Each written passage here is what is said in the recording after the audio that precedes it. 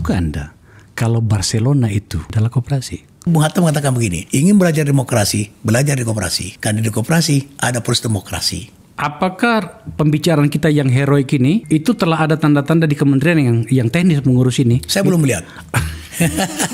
Koperasi Merah Putih di dapur desa adalah ini menjalankan ekonomi konstitusi. Ini tepat, tetapi di dalam prosesnya tidak boleh instruktif. Karena hakikat petugas sebuah koperasi adalah mengandung prinsip kebersamaan, kesetaraan, demokratisasi, kemandirian, dan menghadirkan kesejahteraan bersama. Itu hakikat daripada petugas sebuah koperasi.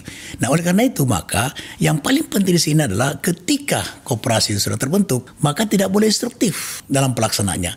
Tapi harus pemerintah memberikan alokasi ekonomi yang adil. Nah, ini. Alokasi ekonomi. Alokasi ekonomi. Bukan alokasi modal. Bukan alokasi modal. Oke. Alokasi ekonomi, modal akan mengikut. Jangan kita mengulang daripada impres tentang KUD. Impres tentang KUD berhasil menjalankan penugasan pemerintah, tapi gagal menjadi pelaku ekonomi dominan di desa. Saya ingin mempertanyakan kepada Menteri Koperasi surat edarannya. Karena surat edarannya itu instruktif. Instruktif bukan lagi instruksi membentuk koperasi, tapi sudah instruksi proses pembentukannya. Beda. Nah, ketika rakyat membutuhkan, maka proses pembentukannya dari rakyat, bukan dari pemerintah. Nah, kalau surat edaran Menteri Koperasi, dia sudah menetapkan di situ adalah bahwa ketua pengawas itu adalah kepala desa. Oke. Ini menurut saya yang tidak tepat, karena bukan lahir dari anggota. Bahwa jangan sampai koperasi nanti ini ya menjadi alat politik. Hari ini memilih kepala desa, sekalipun dia tokoh, kalau tidak punya uang, tidak bisa. Nah, ketika kepala desa menjadi ketua pengawas Koperasi Merah Putih, ini berbahaya. Kenapa? Karena dia bisa menggunakan koperasinya ini ketika dia akan ikut untuk pemilihan kepala desa. Dalam regulasi, Indonesia itu memberikan panggung saja kepada koperasi. Tetapi ada yang salah sehingga akhirnya pencapaian GDP-nya pun tidak maksimal. Koperasi itu harusnya mencontoh dari dunia luar yang sudah harus industri ya, tidak hanya dipatok sebagai kelas kecil menengah ke bawah gitu. Koperasi itu bukan kumpulan modal tapi kumpulan orang. Jadi harus lebih fokus kepada bagaimana orang ini bisa bergerak bersama-sama. Kalau kita melihat di SE itu seperti gebiah uyah, suruh bikin apotik, suruh bikin cold storage, hal-hal yang sifatnya sedikit step up jauh dari kebutuhan dasar masyarakat. Sebetulnya memang karena mungkin terlalu terburu-buru itu yang kepikiran ya. Padahal harusnya pemetaan itu diutamakan. Oke. Kalau ini dipadukan, dia lahir atas dasar kepentingan masyarakat, kebutuhan masyarakat untuk menciptakan kebersamaan bersama, maka itu sinkron dengan instruksi presiden. Tapi kalau nanti yang menginisiasi kepala desa, ya karena instruksi, maka itu ada keterpaksaan, bukan hadir dari kesadaran atas kebutuhan, kesadaran akan kepentingan bersama, kesadaran atas tantangan bersama. Karena koperasi prinsipnya itu menciptakan kesetaraan dan ada demokratisasi. Makanya Bung Hatta mengatakan begini, ingin belajar demokrasi, belajar di koperasi. Karena di koperasi ada proses demokrasi. Ini harus disadari oleh negara. Jadi tidak boleh kita memaksakan untuk membentuk sebuah koperasi ketika masyarakat tidak membutuhkan koperasi itu. Karena kepentingannya tidak sama gitu loh.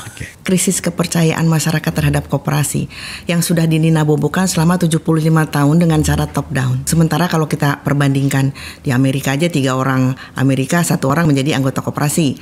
4 orang Jepang, 1 orang jadi anggota koperasi. Karena sudah ada kepercayaan tumbuh daripada keinginan, keperluan mereka. Mereka perlu untuk bergabung dalam suatu komunitas yang akhirnya bisa bekerja sama dan sejahtera bersama. Itu kan akhirnya berkembang, semakin disukai orang, bergabung makin banyak. Apakah pembicaraan kita yang heroik ini itu telah ada tanda-tanda di kementerian yang teknis mengurus ini? Saya belum melihat. Kalau di Kementerian Koperasi, mohon maaf. Kalau di Korea itu yang namanya koperasi itu dikasih ruang sebagai part dari ekosistem bisnis. Jadi misalnya bicara tentang mobil, dia akan dijadikan salah satu unsur untuk memenuhi circle itu. Misalnya bikin skrupnya lah segala macam. Jadi ada porsi untuk koperasi. Di Indonesia apa Pak Menurdin? Di sini ada koperasi yang menaungi otomotif. Tapi koperasinya jadi apa? Untuk pemenuhan snack, nasi bungkus, aneh, beda, tidak sesuai dengan core bisnisnya. Gula ada larangan, rafinasi itu tidak boleh bikin PT ya untuk gula rafinasi. Kenapa? Karena begitu banyak alasan. Ada orang berbondong-bondong mau bikin koperasi gula. Terus dia bilang, ibu ini ada surat edarannya kalau dalam bentuk koperasi boleh. Ternyata Pak, pada saat pembuatan koperasi, siapakah para pendirinya? Para pengusaha gula. Itu yang saya maksud. Jadi kan. ini hanya ganti Iya. sel, ganti cangkang. PP 995 untuk mengawasi koperasi. Koperasi diawasi oleh menteri. Sekarang Bung Akbar datang ke Kementerian Koperasi, apakah ada loket pemeriksa pengawasannya? Juga tidak ada sistemnya.